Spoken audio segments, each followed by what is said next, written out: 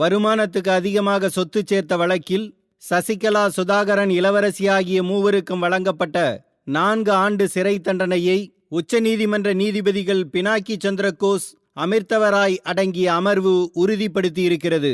இந்த வழக்கின் முக்கிய குற்றவாளியான ஜெயலலிதா இறந்து போனதால் அவர் இந்த வழக்கில் இருந்து விடுவிக்கப்பட்டுள்ளார். அவர் குற்றவாளி இல்லை என்று நீதிபதிகள் சொல்லிவிடவில்லை. 21 ஆண்டுகளாக இழுக்கப்பட்டது இந்த வழக்கு. தாமதமாக வந்தாலும் சரியாக வந்துள்ளது நீதி. அதன் முக்கிய பகுதிகளை மட்டும் இங்கே தருகிறேன்.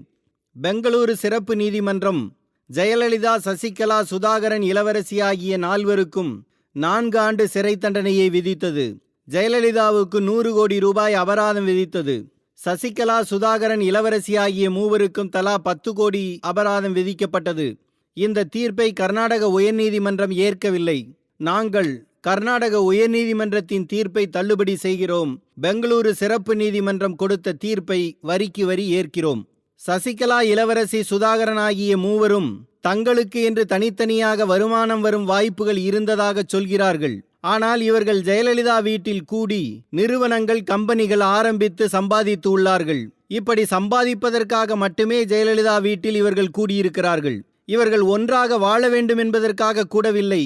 கிரிமினல் கூட்டுச்சதி செய்து சம்பாதிக்கவே கூடினார்கள். சம்பாதிக்கவே ஜெயலலிதா வீட்டில் சதி திட்டம் போட்டார்கள். கருப்பு பணத்தை வெள்ளை பணமாக மாற்றுவதற்காக வங்கி கணக்குகளை பயன்படுத்தி இருக்கிறார்கள். பல்வேறு நிறுவனங்களின் பெயரில் சொத்துக்களை வாங்கவே இவர்கள் சதி திட்டம் தீட்டினார்கள். ஒரு வங்கி கணக்கில் இருந்து இன்னொரு வங்கி கணக்குக்கு பணத்தை இவர்கள் மாற்றியதில் இருந்தே இந்த சதி திட்டம் வெளிப்படுகிறது. கர்நாடக உயர்நீதிமன்ற நீதிபதி குமாரசாமி 8.12% தான் அதிகமாக சொத்து சேர்த்து உள்ளதாக சொல்லியிருக்கிறார்.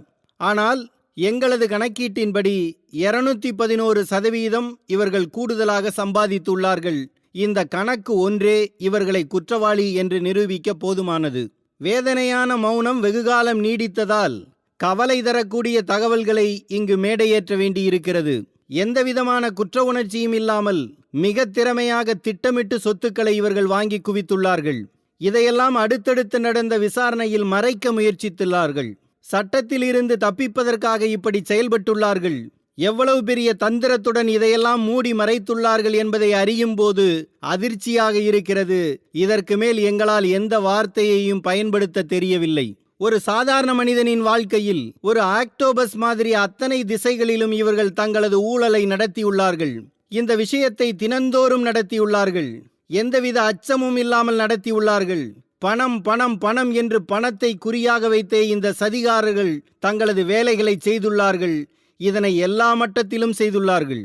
ஊழல் தடுப்பு சட்டத்தின் அடிப்படையில் இந்த வழக்கு போடப்பட்டுள்ளது.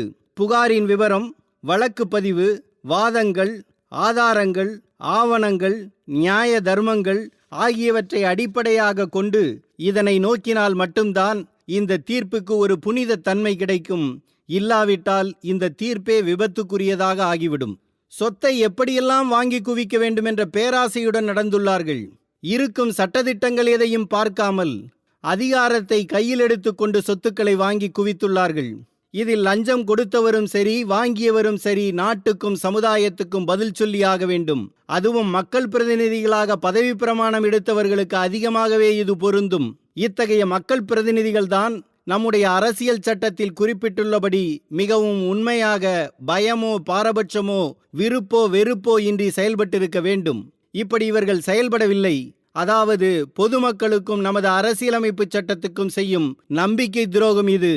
நீதி, தனிமனித சுதந்திரம், சமத்துவம், சகோதரத்துவம், கண்ணியம், நாட்டின் ஒருமைப்பாடு ஆகியவற்றுக்கு மட்டுமல்ல, நம்முடைய தேசத்தின் ஒவ்வொரு குடிமகனுக்கும், ஜனநாயகத்தின் ஒவ்வொரு கூறுகளுக்கும் இவர்களது செயல்பாடு எதிரானது.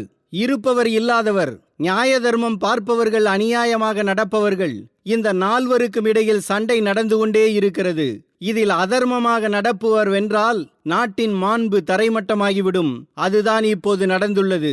இதை அனுமதிக்க கூடாது. அனுமதித்தால் நேர்மையாக நடப்பவர்களின் அமைதி குலைந்துவிடும். ஊழல் சக்திகள் இந்த நாட்டில் அதிகம். ஆனால் நியாய தர்மத்துக்கு பயந்து நடப்பவர்கள் சிறுபான்மையினர். மூச்சு திணற வைக்கும் இதுபோன்ற ஊழல் சக்திகளிடமிருந்து நாட்டை காப்பாற்றி ஒரு புதிய சமுதாயத்தை உருவாக்க புதிய சக்தி தேவைப்படுகிறது. அதற்கு இந்த தீர்ப்பு அடித்தளமாக அமையட்டும்.